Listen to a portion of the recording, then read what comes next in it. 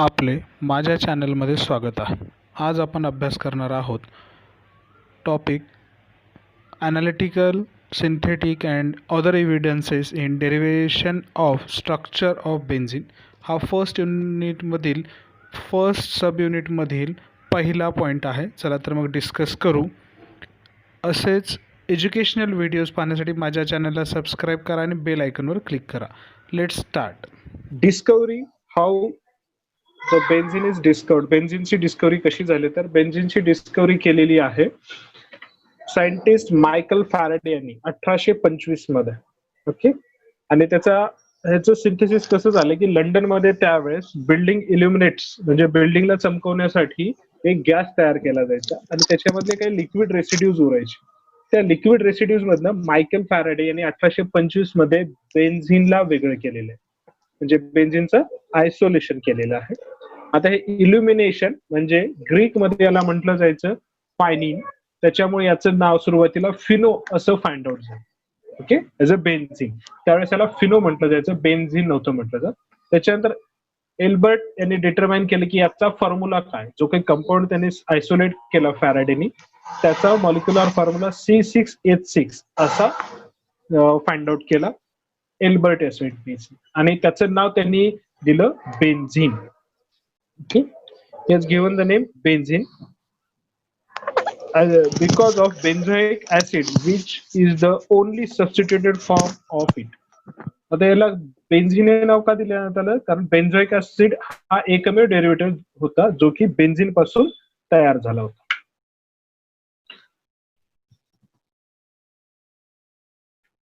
Structure of benzene काय असेल तर C6H6 याच्यावरून आपल्याला काय कळते की कुठले स्ट्रक्चर्स असू शकतात, तर त्याचे काही केमिकल प्रॉपर्टीज होते. त्या केमिकल प्रॉपर्टीज काय की अशा स्ट्रक्चर सहसा तर याच्यामध्ये डबल बॉन्ड असतो, पण डबल बॉन्ड असल्यानंतर सुद्धा हा स्टेबल म्हणजे डबल बॉन्ड असलेले अल्किन जे आहे ते थोडेसे अनस्टेबल असतात किंवा मोर रिॲक्टिव्ह असतात अल्केनपेक्षा. परंतु हा कंपाऊंड हा स्टेबल होता, अनयुज्युअल स्टॅबिलिटी होती. अल्किन किंवा अल्काइन सारखी यामध्ये स्टॅबिलिटी नव्हती, तर त्याच्यापेक्षा जास्त स्टॅबिलिटी होती, अनयुज्युअल स्टॅबिलिटी. आणि हे जसे अल्किन किंवा अल्काइन ऍडिशन रिॲक्शनला प्रोसेस करतात, तशा पद्धतीने हे अल्किन आणि अल्काइन ऍडिशन रिॲक्शन्स दाखवत नव्हते, तर हे रिॲक्शन्स दाखवत होते substitution reactions. Okay, this are showing the substitution reaction, not the addition reaction. जर हा कंपाऊंड अल्किन किंवा अल्काइन असता तर काय असायला हवं होतं की हे सगळे कंपाऊंड जो आहे C6H6 हा कंपाऊंड अल्किन किंवा अल्काइन असतं तर ऍडिशन रिॲक्शन्स शो करायला पाहिजे होती, परंतु हा काय शो करतोय, सबस्टिट्यूशन रिॲक्शन. याचे मोनो सबस्टिट्यूशन ज्या वेळेस होतोय, मोनो सबस्टिट्यूशन त्यावेळेस हा फक्त एक सिंगल प्रोडक्ट देतोय, आणि डाय सबस्टिट्यूशन ज्या वेळेस होतोय त्यावेळेस हा 3 सबस्टिट्यूटेड प्रोडक्ट्स देतोय. ओके, हे प्रॅक्टिकली आहे की C6H6 replaces a hydrogen with in. हे जर मोनो सबस्टिट्यूशन म्हणजे एकदा जर आपण सबस्टिट्यूशन प्रोसेस केला तर एक सबस्टिट्यूट म्हणजे वनच कंपाऊंड देतोय. पण ज्यावेळेस याला आपण डबल प्रोसीड करतोय दुसऱ्या सबस्टिट्यूशन साठी, त्यावेळेस याने 2 द्यायला हवेत, म्हणजे प्रॅक्टिकली तो 3 देतोय. ओके, तर हे पण काय आहे, हे एक त्याचं बेसिस प्रॅक्टिकल आहे स्ट्रक्चर डिटर्मिनेशन साठी. पुढे हे आपल्याला काम येणार. Next C6H6. C6H6 having 8 hydrogen atom less. 8 hydrogen atom less than corresponding alkane. आता हे कशासाठी आपण कॅल्क्युलेट करतोय, जर 6 कार्बनचा अल्केन असेल तर त्याचा फॉर्म्युला येईल C6H14 CnH2n+2 या पद्धतीने, म्हणजेच 8 हायड्रोजन आयटम लेस आहेत. म्हणजे याचे किती पाय बॉन्ड होऊ शकतात, 4 बॉन्ड. म्हणजे डिग्री ऑफ अनसॅच्युरेशन यामध्ये आहे. किती डिग्री ऑफ अनसॅच्युरेशन आहे, 4 डिग्री ऑफ अनसॅच्युरेशन आहे, 4. त्याच्यामुळे पॉसिबल जे हे आहे त्याच्यामध्ये हे आहेत की याच्यामध्ये पॉसिबिलिटीज, एक ओपन चेन कंपाऊंड किंवा असायक्लिक कंपाऊंड विथ 4 बॉन्ड्स तयार होऊ शकतो. दुसरा आहे मोनोसायक्लिक कंपाऊंड विथ 3 पाय बॉन्ड्स. तिसरा आहे बायसायक्लिक विथ 2 पाय बॉन्ड्स. आणि चौथा इल्युजन आहे ट्रायसायक्लिक विथ 1 पाय बॉन्ड. म्हणजे याच्यामध्ये पॉसिबिलिटी आहेत 4. ओपन चेन कंपाऊंड विथ 4 पाय बॉन्ड्स म्हणजे असायक्लिक. सायक्लिक कंपाऊंडचे 3 आहेत. म्हणजे सिंगल सायक्लिक असेल तर 3 पाय बॉन्ड असतील. 2 सायक्लिक कंपाऊंड असेल किंवा बायसायक्लिक असेल तर त्याच्यात 2 पाय बॉन्ड असतील. ट्रायसायक्लिक असेल तर 1 पाय बॉन्ड असेल. त्याच्यानंतर आपण पाहू की सबस्टिट्यूशन रिॲक्शन्स कशा, म्हणजे आपण जे प्रिव्हियस स्लाइड मध्ये पाहिलंय याच्यात आपण डिग्री ऑफ अनसॅच्युरेशन पाहिलं. याच्यामध्ये जसं पाहिलं की सबस्टिट्यूशन प्रोडक्ट हे एक बेसिस आहे आपलं. त्याच्यानंतर सबस्टिट्यूशन रिॲक्शन आणि अनयुज्युअल स्टॅबिलिटी ह्या बेसिसवर आपण याला फाइंड आउट करणार आहोत की स्ट्रक्चर काय आहे. सबस्टिट्यूशन रिॲक्शन कशी प्रोसीड होते. All 6 hydrogen atoms are identical. हे कशामुळे सिंथेसाइज होतात बघा.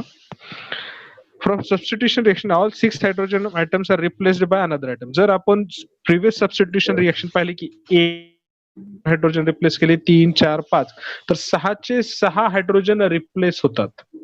6चे 6 हायड्रोजन रिप्लेस होतात. याचाच अर्थ असा होता की 6चे 6 हायड्रोजन आयटम हे आयडेंटिकल आहेत.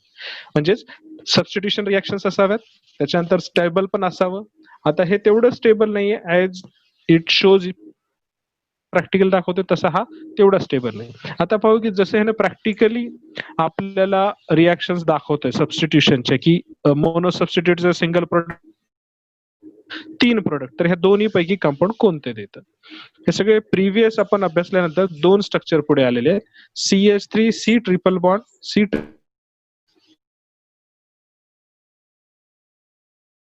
किंवा हे सायक्लिक स्ट्रक्चर.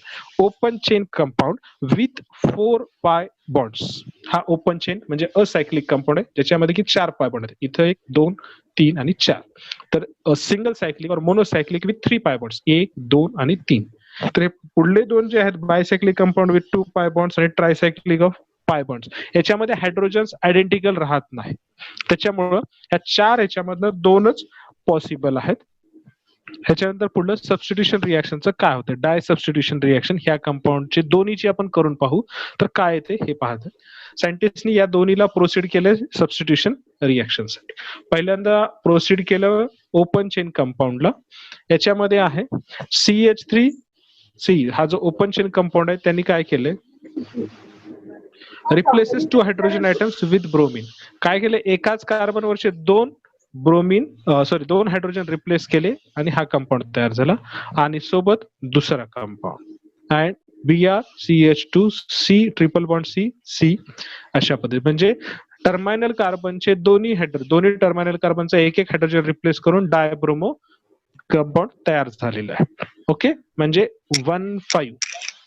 16 आणि हा 11 अशा पद्धतीने. पण आपलं जे प्रिडिक्शन सांगतंय सुरुवातीचं प्रॅक्टिकली जे सायंटिस्टनी केलं की बेन्झिनला जे ऑइल रेसिड्यू मध्ये निघालं होतं त्याला जर डाय सबस्टिट्यूशन केलं तर 3 प्रोडक्ट येतात. पण हा जो आहे कंपाऊंड फक्त 2च प्रोडक्ट देतोय. ओके 2च प्रोडक्ट दिल्या कारणानं हा प्रोडक्ट बेन्झिनचं स्ट्रक्चर असू शकत नाही असं प्रूव्ह झालं. Next substitution reaction same. Di substitution reactions मध्ये सेम आपण प्रोसीड केलेला. याला ज्यावेळेस आपण प्रोसीड करतोय similar that of the open chain compound तर याचे 4 प्रोडक्ट्स तयार होतात. कसे 4 प्रोडक्ट्स होतात आपण एक एक पाहू. याच्यामध्ये पहिला प्रोडक्ट तयार होतो 1,3 डाय सबस्टिट्यूशन. म्हणजे जे स्टार्टिंगचं आहे डबल बॉन्डच्या पहिला आणि तिसऱ्या कार्बनवर होतोय. दुसरा प्रोडक्ट आहे पहिल्या आणि चौथ्या कार्बनवरती. तिसरा प्रोडक्ट हा आहे 1 आणि 2 म्हणजे सिंगल बॉन्डेड जे कार्बन आहेत त्या दोन्हीला अटॅच होतोय किंवा डबल बॉन्डेड कार्बनला ब्रोमीन अटॅच होते. अशा पद्धतीने 4 प्रोडक्ट्स तयार. तर हा पण पॉसिबल नाहीये असं त्यावेळेस सायंटिस्टचं म्हणणं होतं. त्याच्यामुळे हे दोन्ही रिजेक्ट झाले आणि कन्फ्युजन क्रिएट झालेलं आहे त्यावेळेस सायंटिस्टचं की नेमकं स्ट्रक्चर असेल काय. कारण ह्याला प्रूव्ह पण करणं गरजेचं आहे केमिकल रिॲक्शन्स अनालिटिकल एव्हिडन्सेस यानुसार. पण ह्या स्ट्रक्चरला एव्हिडन्स नव्हता त्यास्तव पण वापरात हाच होता त्यावेळेस पण. त्याच्यानंतर काय झालं केकुले बेन्झिन स्ट्रक्चर म्हणजे फेडरिच केकुले यांनी 1965 म्हणजे कधी झालंय जवळपास 1825 ला हा कंपाऊंड जो आहे तो आयसोलेट झाला आणि 1865 ला हा कंपाऊंडला त्यांनी केकुलेनी स्ट्रक्चर प्रोसीड केले किंवा प्रपोज केलं काय असू शकतं केकुलेनी. तर केकुलेच्या स्वप्नामध्ये आलं होतं की हा साप जो आहे आपल्या शेपटीला तोंडात पकडतोय आणि फिरत जातोय, त्यावरून ह्याला त्यांनी स्ट्रक्चर प्रपोज केलं आणि त्याला काही बेसिस पण दिले, जसं की त्यांनी डायलेमा क्लिअर केला की ओपन चेन आहे का सायक्लिक. तर यांनी सांगितलं की सायक्लिकच आहे, पण बेन्झिन हा सिंगल कंपाऊंड नसून तो 2 कंपाऊंडचं मिक्सचर आहे जे की इक्विलिब्रियम मध्ये असतात. जसं की हा एक स्ट्रक्चर आणि हा स्ट्रक्चर, दोन्हीमध्ये फरक काय, तर याच्यामध्ये जे डबल बॉन्ड आहे ते या स्ट्रक्चर मध्ये सिंगल बॉन्ड आहे, म्हणजे याचं डबल बॉन्ड मूव्ह होतात. हे 2 वेगवेगळे कंपाऊंड कन्सिडर केले जायचे त्यावेळेस. त्यानुसार हे 2 कंपाऊंड रॅपिड इक्विलिब्रियम, याचं असं म्हणणं होतं की बेन्झिन हा एक कंपाऊंड नसून 50% हा कंपाऊंड आणि 50%, पण त्यांना आपण सेपरेट करू शकत नाही, त्यास तो याला एकच कंपाऊंड कन्सिडर केलं जातं. मग व्हाय ओनली 3 सबस्टिट्यूएंट डाय सबस्टिट्यूएट प्रोडक्ट्स आर ऑप्टेड. मग प्रश्न हा पडतो की जे आपण डाय सबस्टिट्यूटेड प्रोडक्ट प्रॅक्टिकली करतोय त्याच्यात 3 प्रोडक्ट येतात, तर 3 प्रोडक्ट कसे येतात याचे यांनी पुढे आपल्याला सांगितले की कसं आलेले आहे. त्याच्यातले जे 2 प्रोडक्ट आहेत आपण पाहू परत एकदा प्रिव्हियसली. ह्याच्यातले हे जे 2 प्रोडक्ट आहेत हे आयडेंटिकल आहेत. पहा, हे 2 इकडं आहेत सिंगल बॉन्डेडला आणि इथं डबल बॉन्डेडला. तर ह्याचं यांनी पुढे सांगितलं केकुलेनी की हे सुद्धा रॅपिड इक्विलिब्रियम मध्ये आहेत आणि हे इंटर कन्व्हर्टिबल आहेत आणि ह्यांना सेपरेट करणं किंवा ह्यांचं आयसोलेशन करणं वेगवेगळं, हा वेगळा कंपाऊंड आणि हे वेगळा कंपाऊंड वेगळं करणं पॉसिबल नाहीये. त्याच्यामुळे हे दोन्ही कंपाऊंड एकच येत आहेत प्रॅक्टिकली. थिअरॉटिकली 4 आपण सांगतोय, पण प्रॅक्टिकली हे दोन नसून एकच आहेत. त्याच्यामुळे हे 3 कंपाऊंड देत आहेत, जसे की 1-3 डाय सबस्टिट्यूशन, 1-4 आणि 1-2 अशा पद्धतीचे हे कंपाऊंड. आपण प्रिव्हियस स्लाइड जर पाहिली तर याच्यामध्ये दिसतं हा एक कंपाऊंड, हा एक आणि ह्या दोन्हीचा एकच कंपाऊंड, असे 3 कंपाऊंड येतात प्रॅक्टिकली. थिअरॉटिकली 4. याच्यानंतर परत केकुले मात्र फेल झाले ते एक्सप्लेन करायला की स्टेबल का आहे बेन्झिन. ओके. त्याच्यानंतर 1901 मध्ये पाऊल सॅबिटर यांनी हायड्रोजनेशन ऑफ बेन्झिन परफॉर्म केलं. त्याच्यात असं फाइंड आउट झालं की प्रोडक्ट जो येतो तो सायक्लोहेक्झेन. ह्याच्यावरून असं फाइंड आउट होतं की ते सायक्लिक स्ट्रक्चर आहे, पण स्टॅबिलिटी यांनीही एक्सप्लेन केलेली नाही. त्याच्यामुळं बेन्झिनचा जो डायलेमा होता, स्ट्रक्चरची जी कॉन्ट्रोवर्सी आहे ती 1901 पर्यंत पण सॉल्व्ह झाली नाही. त्याच्यानंतर परत अजून नवीन नवीन इव्होल्युशन्स होत गेलेले आहेत आणि ते इव्होल्युशन्स होत असताना नवीन टेक्निक्स आल्या स्ट्रक्चर डिफरन्सिएशन साठी किंवा स्ट्रक्चर फाइंडिंग साठी. X ray and electron diffraction technique. याच्यामध्ये काय होतं,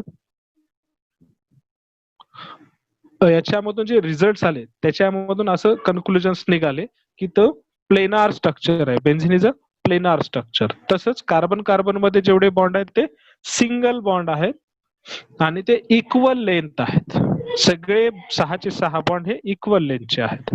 त्यानंतर जे बॉन्ड लेंथ आहे ती आहे 1.39 1.39, जी की कशापेक्षा शॉर्टर आहे, अल्केन पेक्षा. अल्केन मध्ये सिंगल सिंगल बॉन्ड जे आहेत,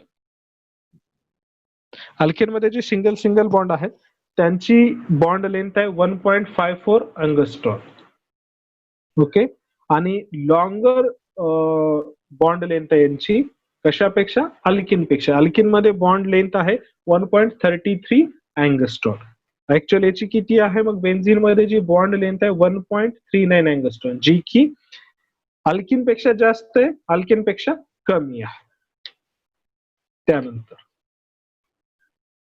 याच्यामध्ये असं सिद्ध झालं एक्सरे आणि इलेक्ट्रॉन डायफ्रॅक्शन टेक्निक्स वरनी की benzene does not have any alternating double and single bond. कुठलाही डबल आणि सिंगल बॉन्ड यात अस्तित्वात नाही, असं एक्सरे आणि इलेक्ट्रॉन डायफ्रॅक्शन स्टडीने सांगितलं. जर सगळेच कार्बन कार्बन सिंगल बॉन्ड जे आहेत ते जर इक्वल लेंथचे आहेत, आणि याचाच अर्थ असा होतो की ऑल कार्बन ॲटम म्हणजे जर सेम लेंथला असतील तर सेम कॉन्फिगरेशन असणार आहे, सेम हायड्रोजन त्याच्यावर असणार. याचा अर्थ पाय इलेक्ट्रॉन जे उडतात ते पाय इलेक्ट्रॉन सगळ्या कार्बन वरती आहे आणि सेम नंबर आहे, सेम नंबर वरती आहेत. याचाच अर्थ असा होतो की ह्याच्या सगळ्यामध्ये डिलोकलायझेशन होतं. आता डिलोकलायझेशन होतं याचा अर्थ काय? तर डिलोकलायझेशन याच्यामध्ये आपण पाहू की ह्याला सपोर्ट कसा झाला. डिलोकलायझेशन तुम्हाला ऑर्बिटल पिक्चरवरून लवकर लक्षात येईल. त्याच्यामुळे बघा, ऑर्बिटल पिक्चर असं सांगतं किंवा ऑर्बिटल पिक्चर मध्ये आपल्याला माहितीच आहे की double bonded carbons are always sp2 hybridise किंवा sp2 हायब्रिडाइज ऑर्बिटल असेल तरच तुम्हाला काय होतंय की ते डबल बॉन्ड फॉर्म करू शकतात. कारण पी ऑर्बिटल मध्ये एक इलेक्ट्रॉन जो आहे तो मूव्ह करत राहतो. ओके, तर हा तुमचा स्ट्रक्चर. ओके, त्याच्यानंतर हे सगळे sp2 हायब्रिडाइज कार्बन आयटम्स आहेत. याच्यामध्ये काय झालंय, कार्बन जो आहे एक sp2 आणि या कार्बनचा एक sp2 असं ओव्हरलॅप होऊन सिंगल बॉन्ड तयार झालाय. दुसरा कार्बन दुसऱ्या कार्बनशी पण सेम इथे एक sp2 हायब्रिड ऑर्बिटल ओव्हरलॅप होतात. हा बॉन्ड हा कार्बन कार्बन मधला ओव्हरलॅपिंग झाला आणि इथं जो झालाय तो कार्बनचा sp2 हायब्रिड ऑर्बिटल आणि s ऑर्बिटल ऑफ हायड्रोजन. अशा पद्धतीने हे sp2 चे 3 हायब्रिड ऑर्बिटल एंगेज झाले. प्रत्येक कार्बनची सेम सिच्युएशन आहे. ओके, तर पी ऑर्बिटल मध्ये जे इलेक्ट्रॉन आहेत ते अशा पद्धतीने असतात. आता ह्याची जी बॉन्ड लेंथ आहे अल्केन पेक्षा कमी आणि अल्किन पेक्षा जास्त आहे. म्हणजे ह्यांचा जो डिस्टन्स आहे दोन लोब मधला, ह्यांचं साइड ओव्हरलॅपिंग पॉसिबल आहे. कशाशी? याच्याशी पण. फॉर एक्झाम्पल जर आपण हा कार्बन कन्सिडर केला तर हे दोन्हीशी ओव्हरलॅप होऊ शकतो कारण यांचा डिस्टन्स जो आहे अल्केन सारखा दूर नाहीये त्याच्यामुळे स्टेबल राहील, किंवा अल्किन जो आहे त्याच्यापेक्षा पण कमी आहे. ओके, सॉरी, अल्किन पेक्षा जास्त आहे आणि अल्केन पेक्षा कमी आहे. अल्किन सारखा जर असता म्हणजे कमी असता तर हे इकडेच ओव्हरलॅप झालं असतं, पण दोन्हीकडे इक्वल लेंथ आहे. इकडे पण 1.39 चा अँगल आहे, इकडे पण 1.39 चं बॉन्ड लेंथ आहे. त्याच्यामुळे हा डिस्टन्स दोन्हीकडे इक्वल आहे. म्हणजे हा जो पी ऑर्बिटल आहे हा दोन्हीला अट्रॅक्ट करेल. म्हणजे ज्याचे जे पाय इलेक्ट्रॉन्स आहेत हे याच्याकडे पण अट्रॅक्ट होतात, याच्याकडे. मग ह्यांचं डिस्प्लेसमेंट पण होऊ शकतो. हा इकडे देऊ शकतो, हा परत इकडे येईल. अशा पद्धतीने याच्यामध्ये कंटिन्युअसली ती मूव्ह होत राहतात आणि डोनट शेप अशा पद्धतीने तयार होते. हे बघा,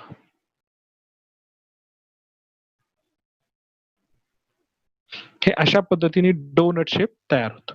म्हणजे वरचे जेवढे काही लोब्स आहेत ते एकत्र येतात, खालचे पण लोब्स एकत्र येतात. ओके, आणि हे जे आहे इलेक्ट्रॉनचं ऍक्च्युअल 3D मध्ये अशा पद्धतीने दिसतं.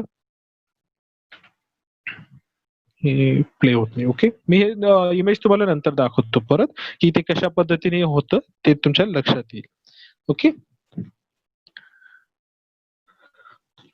हे याच्यामुळे पाय क्लाउड वरती येतो आणि पाय क्लाउड खाली पण, रिंगच्या अबो आणि रिंगच्या खाली सुद्धा होतो. आणि हे ऑर्बिटल पिक्चरने पण सपोर्ट केले की डिलोकलायझेशन ऑफ इलेक्ट्रॉन झालेलं आहे.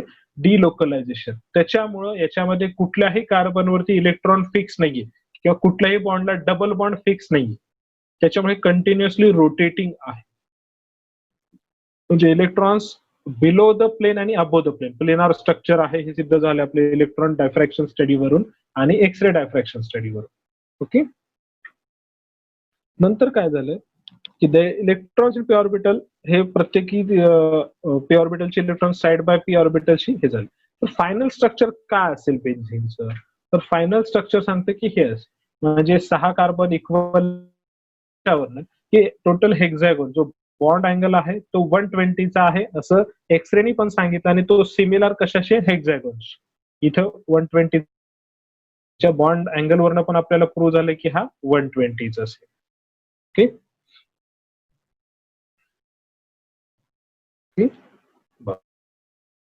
नेक्स्ट, आता हे अशा पद्धतीने रोटेशन होतं. म्हणजे सुरुवातीला जर हे असे इलेक्ट्रॉन्स मूव्ह होत असतील नंतर लगेचच यांचं पोझिशन चेंज होतं म्हणजे रेझोनन्स चेंज होतं.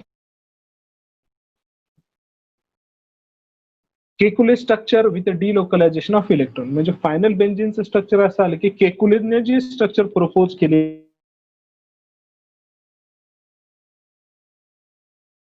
बरोबर आहे, फक्त त्याला ऍडिशन याच्यामुळे काय झालं की डिलोकलायझेशन ऑफ इलेक्ट्रॉन हे त्याच्यात ऍडिशन यायला हवं. रेझोनन्स स्ट्रक्चर किंवा रेझोनेटिंग इलेक्ट्रॉन्स हे त्याच्यात इम्पॉर्टंट आहेत. From all these, we can conclude that all the 6 pi electrons neither localized on any carbon atom nor on any bond. They are delocalized among the ring. Hence, benzene can be represented as. अशा पद्धतीने आपण represent करू शकतो. हे तुम्हाला एक structure movement साठी दाखवले. ओके, इथे आपण पहिला जो पॉइंट आहे तुमच्या फर्स्ट युनिट मधला, ओके, तो कम्प्लीट की फायनल कसं स्ट्रक्चर आलेले हे सगळे इव्हिडन्सेस आहेत. कसे इव्हिडन्सेस की याच्यामध्ये पहिला आहे मायकल फॅरेडेने त्याचं आयसोलेशन केले. त्याच्यानंतर तुमचं कुठला सायंटिस्ट आहे? केकुले. केकुले नाही. त्याच्यानंतर आहे तुमचं सायंटिस्ट एल्बर्ट, त्याने त्याचा मॉलिक्युलर फॉर्म्युला सांगितलाय. ओके, त्याच्यानंतर तुम्हाला त्याची माहिती जी आहे ती पुढे सांगितली केकुलेने. ओके, अशा पद्धतीने केकुलेने सांगण्या अगोदर पण तुम्हाला पॉल सेबल्टनी सांगितलं की हायड्रोजनेशन रिएक्शन काय होते. ओके, त्याच्यानंतर केकुलेने सांगितलं की स्ट्रक्चर काय असेल ह्या पद्धतीने. ओके, कुणाला काही याच्यात शंका असतील तर कमेंट बॉक्समध्ये विचारा किंवा तुम्ही